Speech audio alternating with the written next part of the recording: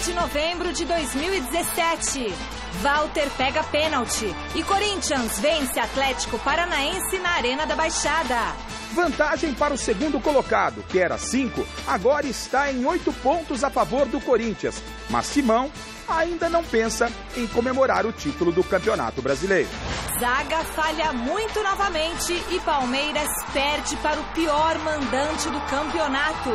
Muros do estádio palmeirense amanhecem pichados. Santos cede a virada para o Vasco, perde em casa, mas Elano não desiste do título brasileiro. Hoje é a vez do São Paulo entrar em campo. Gazeta Esportiva traz todos os detalhes desse jogão direto do Pacaembu. E ainda, os gols do Brasileirão e os últimos ajustes da seleção para encarar amanhã o Japão. O Gazeta Esportiva começa agora!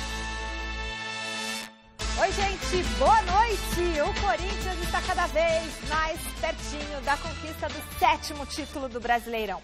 Mesmo sem apresentar um grande futebol, o Timão fez o suficiente para vencer o Atlético Paranaense na Arena da Baixada e abriu 8 pontos do vice-líder Grêmio. Veja como foi. Na Arena da Baixada, o Corinthians correu o risco de sair atrás do Atlético Paranaense no primeiro tempo, quando o árbitro marcou o pênalti a favor dos donos da casa. Na cobrança, Walter defendeu com o pé e salvou o Timão. Aos 31 da segunda etapa, o Atlético foi castigado novamente. Giovanni Augusto bateu cruzado, Rodriguinho confundiu o goleiro e a bola entrou. Final 1-0 e Corinthians com as mãos na taça do Brasileirão. Um jogo muito difícil, eu tinha uma preocupação muito grande com essa partida por conta da intensidade que foi no domingo no Clássico. Alguns jogadores do nosso time sentiu isso, foi visível. Procuramos fazer um jogo controlado, o Atlético procurou pressionar, como sempre faz aqui dentro da sua casa. Mas hoje a gente sai muito feliz pelo resultado, contente com o desempenho também por tudo que aconteceu no final de semana. O rendimento nosso hoje foi muito menos do que o rendimento contra a Ponte e a gente perdeu o jogo para a Ponte, aqui hoje a gente ganha. Se vocês falarem hoje que o rendimento nosso não foi bom, vou concordar perfeitamente. Mas muitas vezes o resultado vai esconder, mas era tudo esperado pela entrega que foi no domingo. Final de campeonato, jogadores a gente tem que ter cuidado para não se lesionar, tudo esperado. Mas o rendimento de hoje foi abaixo, por exemplo, do rendimento da Ponte. Grande noite para você que acompanha o Gazeta Esportiva. O Corinthians, para mim, não mudou muito em relação àquele primeiro turno histórico e o segundo turno. Algumas peças, é verdade, caíram um pouco de produção, o Arana, o Jadson, o Rodriguinho, e depois, mais alguns jogos que o Corinthians perdeu, até jogou bem, contra a Ponte Preta, por exemplo, criou muitas oportunidades. Depois, contra o Palmeiras, a equipe se fortaleceu do ponto de vista psicológico, resgatou a confiança. Ontem, contra o Atlético, o time não foi bem, mas também não foi mal, é o Corinthians de sempre que a gente está acostumado. Teve um pênalti, o Atlético Paranaense acabou perdendo, por mérito também do Walter, que é um goleiraço, ao mesmo tempo que é bom. O que ele tem de bom, ele tem de falta de sorte, porque acabou se contundindo depois, se machucando e vai desfalcar o Corinthians no próximo jogo, não vai poder jogar. Mas foi bem, defendeu um pênalti, e aí depois um chute do Giovanni Augusto, que me pareceu até que foi sem querer, ele queria cruzar, a bola entrou, Corinthians, sorte de campeão, eu diria. Sorte de campeão, mas não é só sorte. O Corinthians tem batalhado. Se alguém questionava a força ou a justiça do Corinthians ser campeão, tem como referência o jogo com o Palmeiras. Jogou muito, ganhou confiança, ganhou moral e agora está a 3 vitórias do título. Mas talvez possa até comemorar já na partida contra o Fluminense. Se o Corinthians vencer o Avaí e vencer o Fluminense e o Grêmio pelo menos empatar um dos jogos que tem pela frente, com Vitória e com São Paulo, os dois em Porto Alegre, o Corinthians será campeão já na próxima semana. Olha só, hein, para quem estava imaginando o caos e o Corinthians sendo ultrapassado pelo Palmeiras, mestre. Boa noite. Boa noite. Bom, mas não tinha nenhuma surpresa nisso. O Corinthians, antes da rodada de ontem, ele só no segundo turno, ele seria o 17º colocado. Estaria beirando a rabeira, beirando o rebaixamento.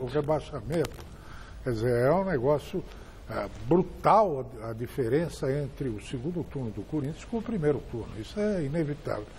E o Palmeiras, ele tinha melhorado, o Santos continuou na pancadinha dele de chegar ali perto, portanto era perfeitamente justificável essa expectativa de que poderia haver um revertério na decisão do campeonato, embora o Corinthians continuasse sempre com muito mais pontos à frente. Ontem, mas as rodadas têm sido tão incríveis, né?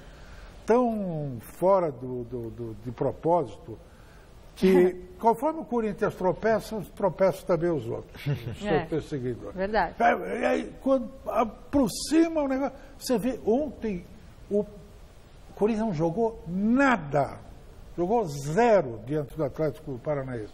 O Atlético Paranaense chegou até 60% de posse de bola no primeiro tempo. Primeiro tempo que meteu uma bola na trave e ainda perdeu o pênalti. Né? Chutou Walter mal. Inspirado. Claro que o Walter pegou, ele é um excelente goleiro e tal, pegou com o pé, mas chutou mal o Nicão, chutou no meio do gol. O que permitiu a defesa do Walter.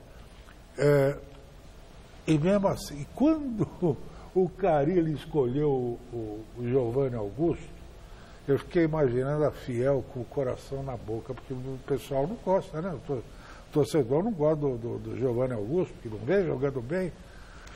E aí o rapaz entra na primeira bola, faz um golaço. Né? Você achou que foi por querer que ele fez intencional? Achei que sim. Ele achei deu que ele uma curva cruzar na bola para... Não, ele deu se ele tentasse cruzar, ele batia com outro... Para ela fazer assim. Ele bateu assim para ela fazer um movimento em direção ao gol. E, enquanto isso, o Santos na Vila, onde não perde jogo de ninguém, virada, ganhando o jogo por 1-0, permitiu a virada inacreditável. Né? E o Palmeiras... E o Palmeiras? Vamos falar do Palmeiras ainda? Vamos. Então vamos deixar espera, daqui a pouquinho a gente comenta o Verdão, né? Que decepção. A enquete dessa quinta-feira é para projetar quando o Corinthians deve finalmente colocar as 2 mãozinhas na taça. A gente quer saber o seguinte, se for campeão, o Corinthians confirmar o título contra Fluminense, contra o Flamengo, contra o Atlético Mineiro ou contra o Sport? Para participar é só acessar gazetesportiva.com e dar o seu voto. E aí, meninos? Como se trata de Corinthians, e Corinthians nunca facilita para sua... Tanto que achavam também que o Corinthians ia atropelar o Atlético Goianiense, Vitória, perdeu os 2 jogos. Então, só por causa dessa máxima, eu acho que vai ser contra o... Sport? Não. Antes, porque os outros são muito péssimos. São péssimos na perseguição. Então, eu acho que vai ser contra... Fluminense? O Fluminense acho que facilita. Agora, né? Atlético Mineiro. Eu acho que vai ser contra o Flamengo. Flamengo? Mestre. Contra o Fluminense e Flamengo. Qual é o terceiro? Flamengo. É contra Fluminense, Flamengo, Atlético Mineiro ou Sport. Essa é a ordem. Ele perde o Flamengo, usou tudo, perderam e ele é campeão. É isso aí. Beleza. Para marcar bem esse segundo turno. O Santos se complicou no Brasileirão, como os meninos já adiantaram aqui, além de perder do Vasco em plena Vila Belmiro. Ninguém imaginava, porque todo mundo achava que era o jogo mais fácil da noite, 2-1. O Peixe caiu para a 3ª colocação e vai precisar de um milagre para conquistar o título da temporada. Veja como foi o jogo na reportagem de Alexandre Silvestre. O vice-líder do Brasileirão, sonhando com título, entra em campo saudado por quase 8.000 torcedores na Vila Belmiro. O adversário na Baixada Santista é o Vasco da Gama, que briga por Libertadores. Um olho do peixe no Cruz Maltino e o outro no líder, 6 pontos à frente, que já jogava na Arena da Baixada diante do Atlético Paranaense. Pontapé inicial em Urbano Caldeira e a centenas de quilômetros daqui, o Corinthians segura o empate contra o Furacão, com bola na trave do Timão e Walter pegando pênalti no primeiro tempo. No alçapão, o gigante da colina começa em cima dos donos da casa. Paulinho entorta Caju e Gilberto assusta Vanderlei. Nenê, ousado, tenta olímpico. De perto, na habilidade. De longe, na ignorância. Na área vascaína, mão na bola ou bola na mão de Paulão. Segue o jogo, diz o juiz. No último lance da primeira etapa, Oliveira isola. Placar da Vila intacto, assim como em Curitiba, com 25 jogados do segundo tempo. Quando o jogo do Peixe recomeça, o alvinegro do Parque São Jorge marca lá no Paraná. Poder de fogo tem o policial que circula pelas cadeiras à procura de um BO. Bala na agulha deveria ter Ricardo Oliveira. A essa altura do campeonato, o Corinthians, longe do alcance da mira mais potente, garante a vitória em Curitiba. O Pastor Matador se redime na mosca, 1-0. O Vasco reage, pressiona Vanderlei. E a zaga protegem o patrimônio. Até que Evander encontra o caminho, ao estilo sniper, atirador de elite, no alvo, 1-1. 10 minutos de acréscimo, 9+1. E Nenê dispara, 2-1 de virada. Gol do Vasco, gol do Corinthians. O Vascão só não amplia porque Vanderlei e a trave são escudos sólidos, bem postados. Santos cai na Vila, cai na tabela. Agora é o terceiro colocado. A diferença para o líder sobe para 9 pontos. Uma rodada a menos, restam 5 e na próxima o Corinthians recebe em Itaquera no sábado o Avaí e o Santos na segunda-feira encara a Chapecoense na Arena Condá. Faltando essas 5 rodadas, que tipo de objetivo que tem o Santos? 5 vitórias e continuar nas primeiras colocações. E título? Consequentemente, se a gente conseguir as vitórias, vamos ver o que acontece para frente. Era o mesmo pensamento que nós estávamos. Lógico que a gente sempre pensa em ganhar títulos aqui no clube. Mas eu acho que nós temos que ter a responsabilidade sempre em busca das vitórias. Consequentemente, você ganhando, a gente vai ver o que vai acontecer para frente para a gente tentar buscar o título. Mas é importante a gente conquistar as vitórias que nós temos pela frente.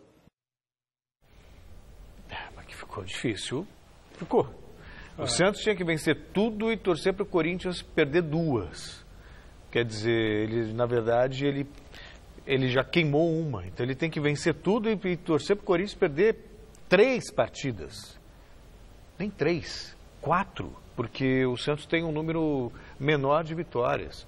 Ou seja, teria que acontecer um milagre para o Santos ser campeão. Vencer todos os jogos e o Corinthians perder 4 partidas. O que, convenhamos, não é viável, né? Vamos fazer o seguinte. Chama o link. Vamos chamar o link lá, diretamente lá do Pacaembu, onde está o nosso querido... Nosso repórter é Alexandre Silvestre. Fala com a gente lá, daqui a pouquinho o São Paulo enfrenta a Chapecoense. É com você, Silvestre, como é que tá o clima para mais um jogo do Tricolor?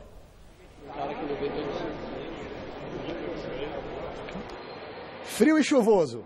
Deixa eu ver se eu consigo falar com algum jogador do São Paulo que acaba de desembarcar. Ô, Jusilei, essa não foi a primeira ignorada, porque eu já fui aqui ignorado por uns 12 nesse desembarque tricolor. Lucas Fernandes é o último, a delegação de São Paulo já entrou aqui no vestiário principal do Pacaembu. O São Paulo melhorou bem na tabela, né, gente? Ganhou as últimas 3 partidas, venceu o Flamengo e o Santos aqui no Paulo Machado de Carvalho. Na última rodada fora de casa, bateu o Atlético Goianiense, ocupa agora a 10ª colocação, se distanciou da zona do rebaixamento, está a 7 pontos do chamado Z4 e também a 7 pontos do agora G7, que pode virar G9.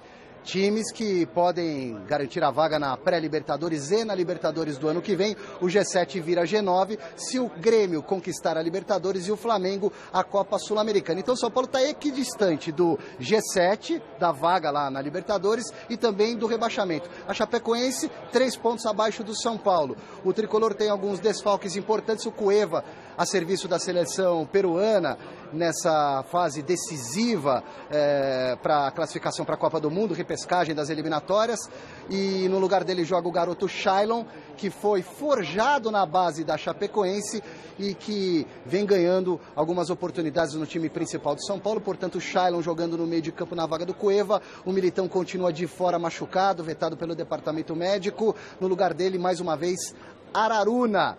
O professor Gilson Kleina tem os retornos de alguns jogadores importantes.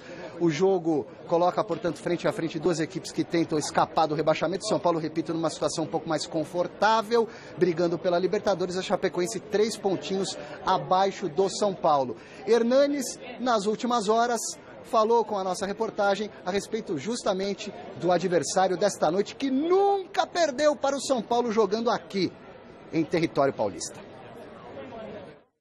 O Chapecoense, temos que estar muito atento, né? Porque me lembro que ele veio aqui no Parque Antártico, ganhou do Palmeiras, então fez alguns jogos que ninguém esperava que eles fariam resultado, e eles fizeram, né? Então é um adversário perigoso, um adversário que está também fazendo o seu caminho. Então, vem jogar com, acredito eu, com tranquilidade, né? Porque não estão ali tão pressionados, estão brigando, mas não estão tão pressionados. Então, acho que vão jogar um pouco mais descontraído, e temos que ter cuidado, porque eles são uma equipe forte e podem nos causar danos. Tá aí o Profeta sendo observado pelo Tite. Resta ainda uma convocação antes da Copa do Mundo. O Hernanes vem jogando muito bem, chama a atenção. É difícil, mas de repente pode pintar uma vaga para ele. É a expectativa de todos. Quer ver? Eu vou pegar de surpresa aqui o assessor de imprensa do São Paulo. Vem cá, Felipe. Não, eu fui ignorado por meio time, cara. Você me ajuda. Vamos lá. Muitos jogadores importantes pendurados, né? Vou tentar de cabeça, hein? De cabeça. Hernanes e Lucas Prato sem cola. Não, mas o São Paulo não divulga a lista de pendurados, então eu não vou saber te falar. Vamos lá. Calma, deixa eu me gabar um pouquinho aqui, vai. Ó. A cola está aqui, mas eu não vou ler não, cara. Hernanes e Prato, há muitos jogos estão pendurados e não levaram ainda o terceiro amarelo. Perfeito. Tem o Sidão, correto, o Petrus, Rodrigo Caio, dos mais importantes. Todos são importantes. Eu sabia que você ia falar isso. Aí Lucas Fernandes, Jonathan Gomes, Bruno, Renan Ribeiro. Fecham essa pequena lista. Quantas vezes o São Paulo ganhou da Chapecoense aqui em terras paulistas e paulistanas? Infelizmente, nenhuma vez, que hoje seja a primeira. A única vitória foi em Chapecó, 1-0, golaço do Souza, de fora da área. Falou com a boca cheia, Felipe. Obrigado, meu Felipe. Valeu, carinho. Um abraço para você. E eu volto daqui a pouquinho com as prováveis escalações de São Paulo e Chapecoense. A torcida do São Paulo, mais uma vez, dará um show aqui no Pacaembu. Eu disse no comecinho dessa entrada ao vivo, né, Michele, que o tempo está chuvoso, está um pouquinho frio e tal. Nem tanto frio, mais chuvoso do que frio, úmido, né? Mas foram vendidos 31 mil ingressos até o momento, portanto, mais uma vez, casa cheia no Paulo Machado de Carvalho. Foi assim no Morumbi, tem sido assim também no Pacaembu, onde o São Paulo tem se dado bem nesse Campeonato Brasileiro, nessa fase em que está atuando aqui, porque o Morumbi foi emprestado, alugado, arrendado aí para alguns shows musicais, Michele. Tá certo, Alexandre Silvestre. Muito obrigada, viu, meu querido, por todas as informações. Celso Cardoso, Alberto Helena Júnior, dá para confiar numa vitória do São Paulo, que está embalado aí sobre a Chapecoense? O São Paulo é aquela história, né? Mas, quando a gente acha que vai, não vai. Quando ele menos espera. Mas acho que já tirou isso da frente. São 3 vitórias seguidas, coisa inédita nesse Campeonato Brasileiro. Tirou também aquele peso. Tem risco matemático, mas o risco de rebaixamento para mim é praticamente zero. Dá até para sonhar grande, sonhar com Libertadores na América, com G9, G7. É um objetivo que se instala. Mas não sei, eu sinceramente ainda vejo São Paulo, apesar das 3 vitórias, instável. Sem dúvida. E o Cueva vai fazer falta, apesar de que esse menino, o Shailon, é um bom jogador. Gosto muito dele, canhoto, inteligente, sabe passar, e merecia ter mais oportunidades do time do São Paulo. Agora, eu estava vendo o Hernanes falar. O Hernanes hoje está no centro das atenções aí gerais, né? Para jogar no lugar para ir ser convocado para o lugar do Diego, que está machucado lá na seleção. E eu fico pensando, meu Deus do céu, tanto o Diego quanto o Hernanes encerraram seu ciclo no futebol de primeira linha. De primeira linha. Quer dizer, na Europa, os principais centros, eles não tem mais espaço. Não tem mais espaço. Vieram aqui, estão estão... Aí aqui viram craques, a ponto de ser chamado para a seleção brasileira. Isso revela como o nosso nível... É baixo. Baixou de uma maneira brutal nos últimos anos. E eu estava vendo, agora há pouco, uma chamada aí do jornal, do nosso telejornal, né? E um garoto, devia ser uns 16, 17 anos, que morador estava lá numa favela e tal, que tinha aumentado, sem teto. O garoto dando entrevista com a camisa do Barcelona. Quer dizer, logo, com essa exposição toda do futebol, nós vamos ter mais torcedor de clubes de fora. Não vai ser mais Flamengo. Não, os grandes clubes serão os times do interior de antigamente. Exatamente. O cara vai ter 2 clubes, mas o time principal dele é o de lá. Agora, e ao mesmo tempo, leio o Chiellini, um back da seleção, da Juventus, dizendo que o guardiolismo está acabando, está destruindo o sistema defensivo italiano, que é aquele catenaccio, que é aquele ferrolho, aquela retranca que se usa no Brasil nos últimos 15 anos. Quer dizer, graças a Deus, né? O Guardiola está mudando a cara. Messias. Está reeducando o futebol a partir de lá. E aqui, os caras não aprendem, não vão atrás. E aí, indo ao encontro que disse o mestre, que não é uma novidade. Olha só, a gente, no campo, no futebol brasileiro, essa história de jogadores que não servem mais para outro mercado é que brilharem. Romário foi artilheiro do Campeonato Brasileiro com 40 anos. O Ronaldo, mesmo fora de forma, visivelmente destruiu. Um pouco mais atrás, o Valdo, lembra do Valdo? Mauro Galvão, jogadores com 38, 39 anos que conseguiam brilhar no futebol brasileiro. Verdade. Isso tem muito a ver com o êxodo, né, de jogadores que vão muito cedo para a Europa, com o medo dos treinadores que, na verdade, eles conseguem se sustentar porque eles dependem de resultados, então é melhor armar uma retranca, não perder do que tentar algo novo, e da falta até do apoio na base também, no sentido de formar jogadores pro time e não pro mercado europeu. Você pega o Guardiola, o time do Guardiola, o City, que ganha todo mundo, arrasa todo mundo, está em primeiro lugar no campeonato inglês, está em primeiro lugar na Champions League. Ele joga com um volante, só o Fernandinho, que ainda por cima é um volante móvel, que vai toda hora lá para frente, chuta bem de fora da área, faz gol. E 2 meias armadores típicos, o De Bruyne e o Davi Silva. E 3 atacantes. E 2 laterais que avançam. Não tem esse negócio de 3 zagueiros para poder... Nada. É simples. É o futebol na sua essência, na sua base, no seu significado total. Que é o quê? Sair para o jogo para fazer gol. Pronto. É isso aí, minha gente. A velha máxima, a melhor defesa é o ataque. Bom, e hoje é aniversário da Vilma França, nossa coordenadora de moda e beleza aqui da TV Gazeta. Vilma, beijão para você, muita saúde, muita felicidade. A gente te ama, viu? A minha deusa de ébano. É isso aí. E no Barradão, a zaga do Palmeiras mostrou muita insegurança outra vez. Gente, tomou 3 gols no primeiro tempo do Vitória, que até então é o pior mandante, ou era o pior mandante do campeonato, que com o triunfo saiu da zona de rebaixamento. Com apenas 5 minutos de jogo, Iago chutou na saída de Fernando Praz e colocou o Vitória na frente do Palmeiras no Barradão. Aos 14, Trellis aproveitou o vacilo de Juninho e, cara a cara com Praz, ampliou o placar, 2-0. De cabeça, Dudu diminuiu para o Verdão, 2-1. Mas Iago, mais uma vez, fechou o placar em 3-1. Com o resultado, Vitória saiu da zona do rebaixamento. O Verdão permanece em 4º lugar. A gente foi muito abaixo daquilo que a gente vinha apresentando. As vitórias, obviamente, empate contra o Cruzeiro e na derrota contra o Corinthians.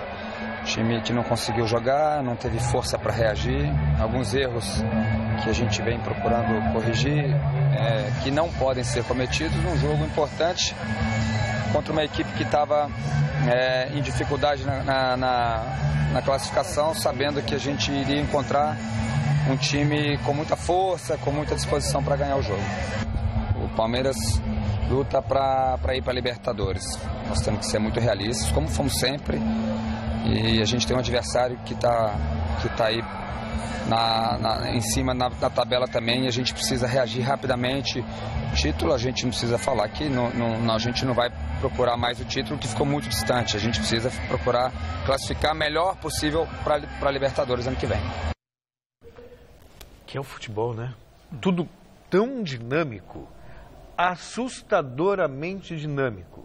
Palmeiras, uma semana atrás, falava-se na possibilidade de título, só dependia dele, era ganhar do Cruzeiro, ganhar do Corinthians, seria um novo líder, uma arrancada pelo elenco que tem, pela força do patrocinador e aquela história toda. E aí, me parece, não sei se concorda comigo, que pesou também o lado emocional. Quando o Palmeiras percebeu que dependia só dele, que antes ele estava vencendo porque não tinha a responsabilidade. Quando ele estava tão distante que não ia alcançar mais e pronto. De repente, quando caiu a ficha de que o Corinthians estava mal e que o Palmeiras poderia superar, contra o Cruzeiro eu já percebi um nervosismo acima do normal. O time jogou bem, mas teve momentos de nervos à flor da pele. Contra o Corinthians nós vimos o que aconteceu e ontem foi um Palmeiras catastrófico. Acho até que facilitou para o Vitória também, que o Vitória, normalmente em casa, ele tem que tomar a iniciativa. Ontem ele pôde jogar quando ele joga fora, esperando o time adversário e utilizando o contra-ataque. Mas tudo bem, o futebol é imprevisível, a bola é uma esfera, portanto, o rumo dela é impensável, não dá para prever e tal. Mas o cara que sabe jogar bola, põe a bola no lugar certo. O futebol também tem seu aspecto emocional, claro, muito forte. O Palmeiras realmente, sempre que foi considerado que tinha uma situação melhor, ele caiu. Foi na Copa do Brasil. Mas há também a questão tático-técnica, que é o seguinte, meu Deus do céu, vai jogar, o Palmeiras está para chegar perto do Corinthians, precisa ganhar os jogos. Então joga para ganhar. Sim.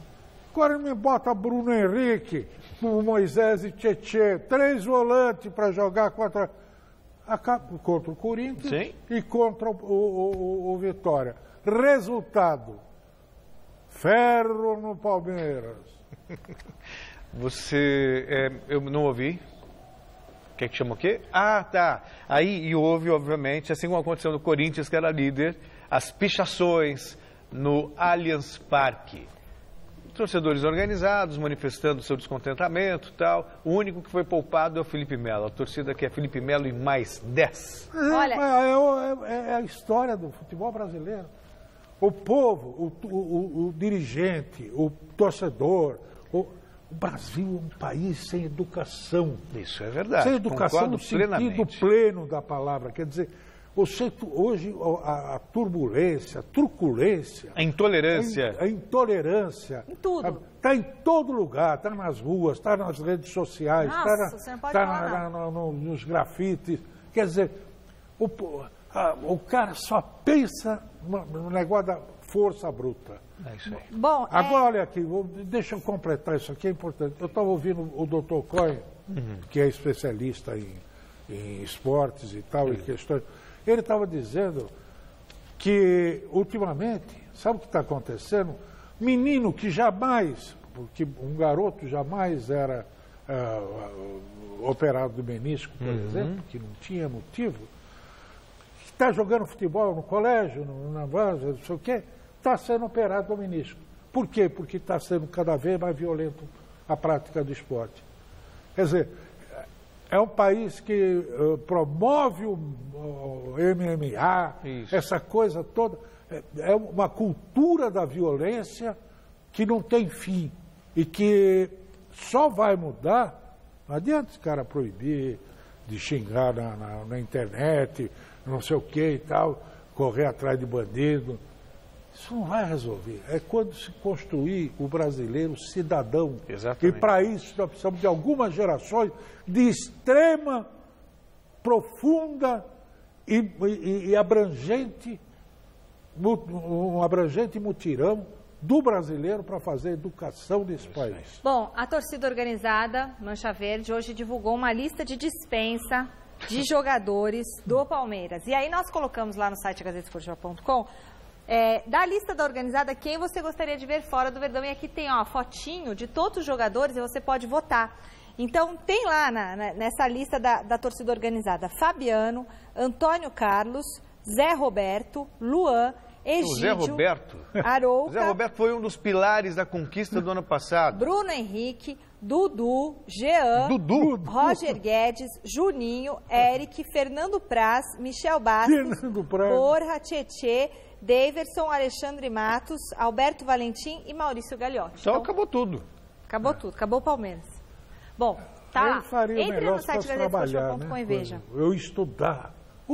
Que tal se eles estudassem, hein? Pode estar em casa, vai na biblioteca, pega livro, tem biblioteca ambulante aí, tudo.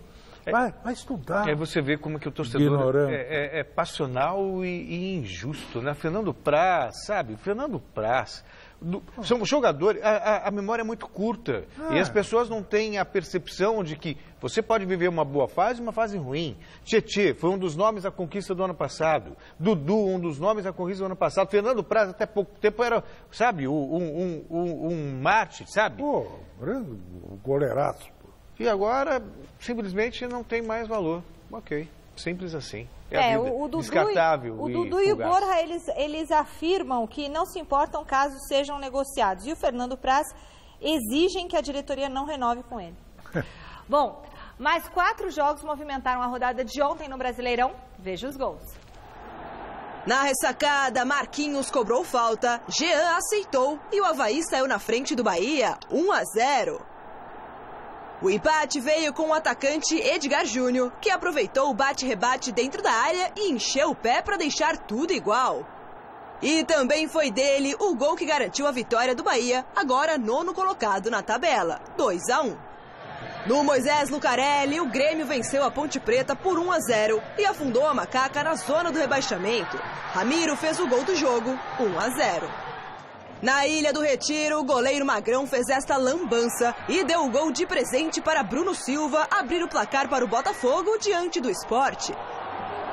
4 minutos depois, Marcos Vinícius fez a jogada pelo meio e finalizou no cantinho, 2-0. Já aos 40 do segundo tempo, o Leão conseguiu descontar com André, mas ficou nisso, Botafogo 2-1. No Rio de Janeiro, o Flamengo recebeu o Cruzeiro e Everton colocou o time carioca na frente com esta bomba. Na etapa final, o mesmo Everton descolou um lindo passe para Vinícius Júnior definir o resultado. 2-0 Flamengo e fim de papo.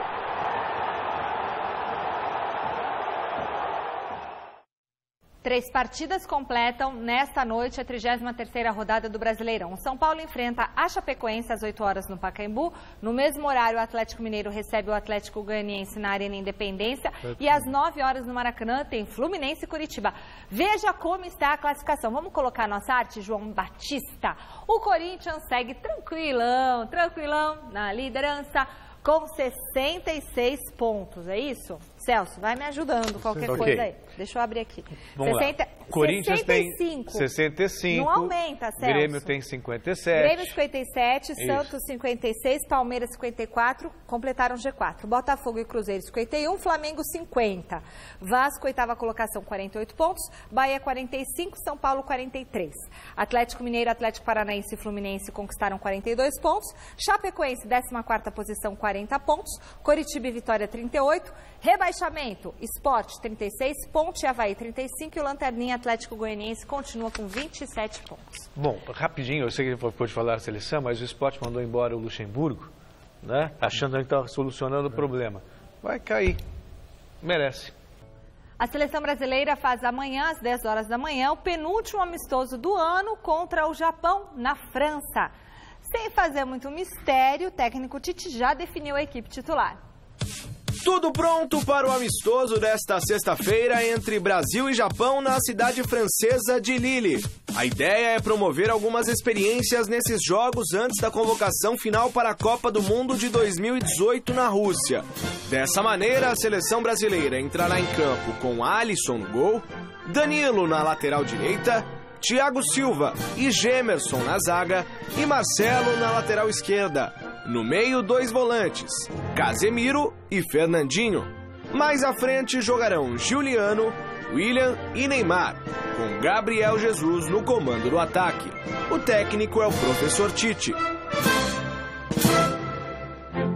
Busco oportunizar aos atletas, o Danilo, para que tenha uma real condição de jogar, de oportunidade da sequência, da função que ele exerce assim no City, que exerceu no Porto, que exerceu no Real. Do Gemerson também da mesma forma, a mesma posição, função. O Fernandinho, ele é uma posição que ele exerceu muito algum tempo atrás, né?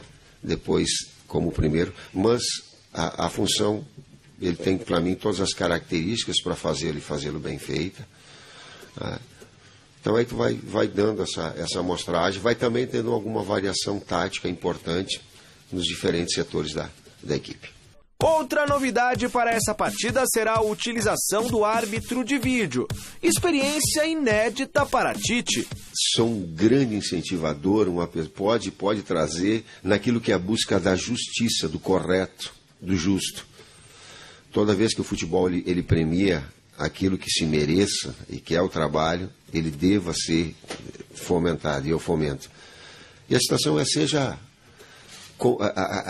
competitivo e leal. Não vai ter problema. E os jogadores que não apareceram nesta convocação ainda podem manter a esperança. Caso de Hernanes, que vem fazendo um grande campeonato brasileiro, comandando a recuperação do São Paulo na competição.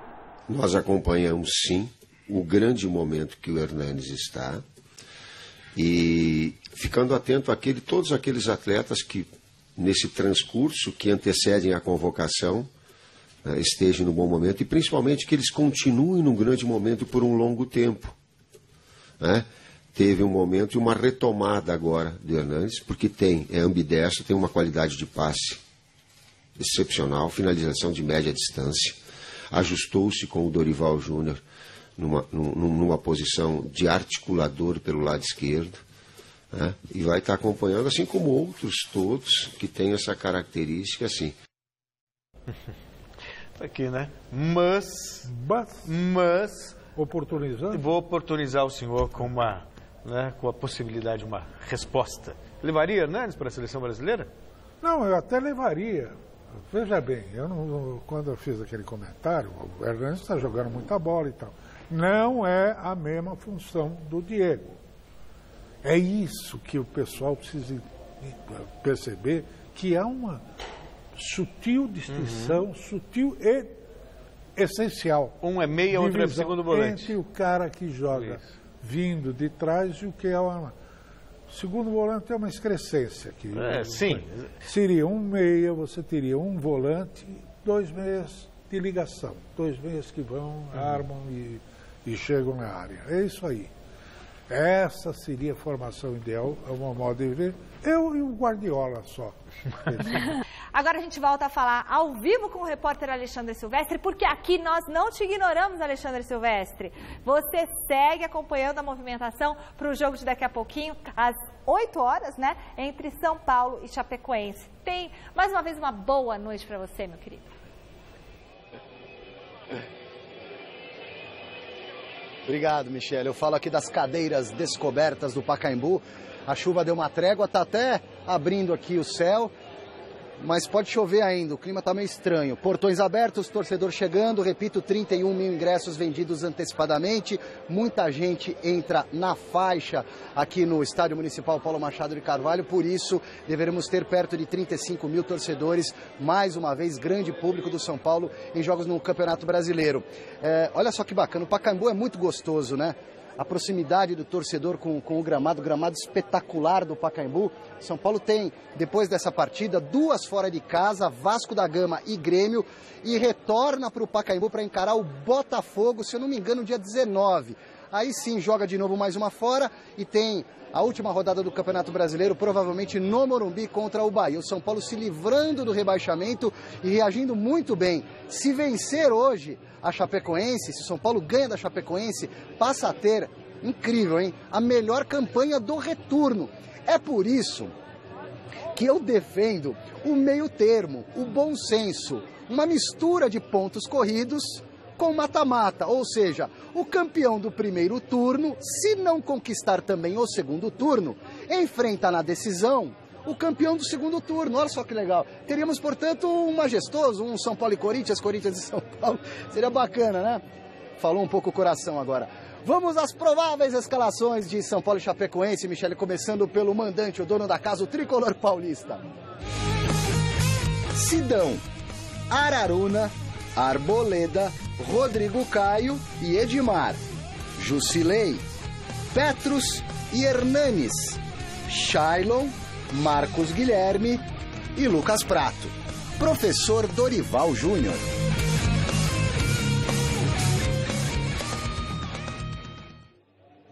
E a simpática Chape na ponta da agulha. Jandrei, Apodi, Luiz Otávio, Fabrício Bruno e Reinaldo, Amaral e Moisés, Luiz Antônio, Canteiros e Arthur, Wellington Paulista, professor Gilson Kleiman.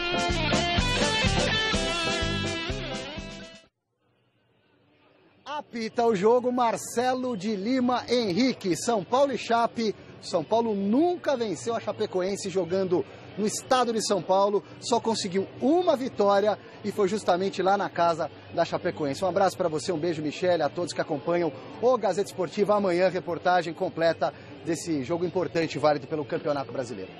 Valeu, Ale Silvestre, bom trabalho para você. E, aliás, hoje você estreou um novo visual, muita felicidade nessa sua nova fase. Fala, Celso. Não, o Silvestre é meu amigo, eu sou fã dele, eu sou tenho muito uma admiração fã dele. muito grande. Mas o que ele acabou de propor é ridículo. Não é, não. Não fala claro assim, que Silvestre. é. Imagina. É ridículo e é imbecil. É claro. Imagina. Você teria o confronto. Vamos imaginar. São Paulo primeiro do segundo turno, tal, primeiro. Aí você teria o confronto do primeiro colocado com o 10º. Em 2 jogos ou um jogo. Mas não é. Ele estava fazendo uma brincadeira. Eu sei, é óbvio. E se fosse o primeiro do primeiro turno e o primeiro do segundo turno? Então, é ridículo. Mas o que ele fez foi uma brincadeira. Ele claro que foi. Como ele Foi São jogo Paulino, coração. Coração. Como São Paulo pode ser campeão do segundo turno. Mas vai que alguém compra a ideia. Não, mas há uma forte corrente aí, querendo que o campeonato o brasileiro seja mata-mata, tenha... Não tem sentido nenhum isso. Não. Mas é o mesmo número de jogos. Essa dicotomia. É o mesmo número de jogos. É o mesmo número de jogos, mas quando você tem 2 turnos, você premia a regularidade. Claro, é a soma de todos os 2 turnos. Você não pode, não, por acaso o Corinthians é o líder e o São Paulo é 10º. E além do mais, é o seguinte, e ainda quando propõe essa coisa, tem aquela negócio de, joga para classificar 8.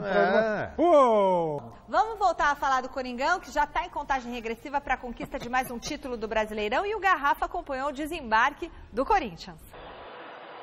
Para muitos, com a vitória de ontem frente ao Atlético Paranaense e derrotas de Santos e Palmeiras, o Corinthians ampliou a vantagem para o segundo colocado de 5 para 8 pontos.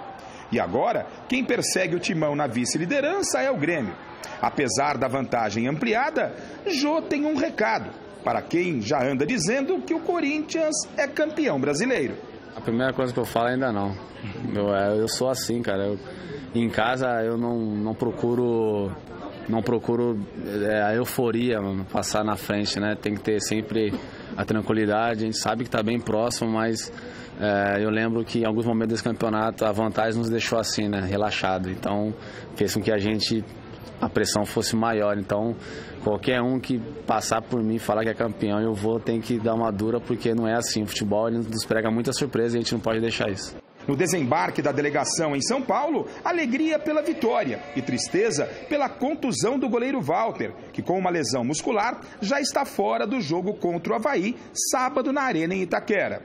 No jogo ele conseguiu fazer coisas grandes, né? Que é defender um pênalti e ajudar a gente conquistar os 3 pontos nessa altura do campeonato, importantíssimo, mas está com a cabeça boa, sabe que deu o seu melhor, contusão faz parte do jogador de futebol, mas que está um pouco chateado, mas muito feliz por ter ajudado.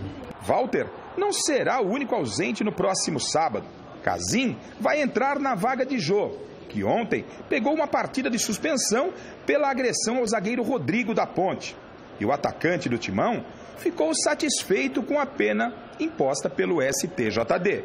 Aliviado, cara, muito aprendizado, né? Sempre aprendizado em tudo que for na vida que a gente erra, a gente tem um aprendizado, então fiquei mais tranquilo em ter sido punido com um jogo só. Apenas complementando, Michele, depois dos resultados de ontem, o Corinthians já sabe que poderá ser campeão brasileiro daqui a 2 rodadas. Para isso, depende das seguintes combinações: vencer os seus 2 próximos jogos em casa, sábado o Avaí e depois o Fluminense na Arena em Itaquera, e torcer para que o Grêmio empate ao menos uma de suas 2 próximas partidas em casa. Final de semana contra o Vitória e no próximo meio de semana, clássico contra o São Paulo na Arena Grêmio. Do aeroporto de Guarulhos, Osmar Garrafa, para o Gazeta Esportiva. Deixa eu mandar um beijinho rapidinho para a Sofia Beatriz dos Santos, que faz aniversário hoje, 8 aninhos, e a neta da Maria, e tá lá com a vovó Marlene também. Um beijo para ela. E resultado da nossa enquete agora. Se for campeão, o Corinthians confirma o título contra quem? Olha lá, vai pôr em cima de alguém, eu não vou saber quem foi. Contra quem, Hélio? Fluminense. Fluminense, 53% Isso significa quarta-feira que vem. Quarta-feira que vem, Coringão já confirma o título, na opinião dos nossos telespectadores. Muito obrigada pela audiência. Celso Cardoso volta a seguir no Jornal da Gazeta. Alberto Helena Júnior, domingão no Mesa Redonda? Deixa eu só dizer uma coisa rapidinha. O imbecil aqui não foi em relação ao Alexandre. É a ideia, Silvestre. Não, Silvestre, jamais. Eu adoro o Alexandre. A gente chama, Silvestre. Beijo. Até amanhã. Tchau.